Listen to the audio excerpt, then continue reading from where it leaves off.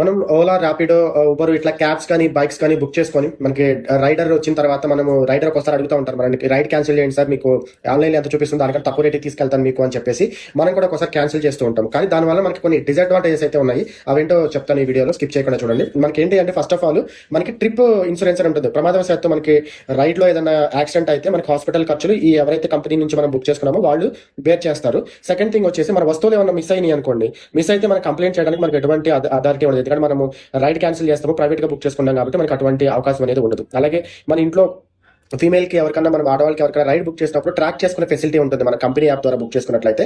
మనకి ప్రైవేట్ గా అయితే మనకి ఆ సేఫ్టీ కానీ ట్రాకింగ్ కానీ ఉండదు. And most thing important thing ఏంటి అంటే మనకి ఆ రేటింగ్ ఉంటుంది కస్టమర్ కూడా. మనకి ఎప్పుడైతే ఎక్కువ రైడ్లు క్యాన్సిల్ చేస్తాం, 1, 2, 3 రైడ్స్ ఇలా మనకి బుక్ చేసి క్యాన్సిల్ చేసి ఉంటుందో మనకి రేటింగ్ మీద ఇంపాక్ట్ పడుతుంది. మనకి ఎమర్జెన్సీ టైంలో ఎప్పుడైతే మనము క్యాబ్ కానీ బైక్ కానీ బుక్ చేసుకున్నప్పుడు అటువంటి టైంలో సిస్టమ్ మనకన్నా ఎవరైతే లాయల్ కస్టమర్స్ ఉన్నారో వాళ్ళకి ప్రయారిటీ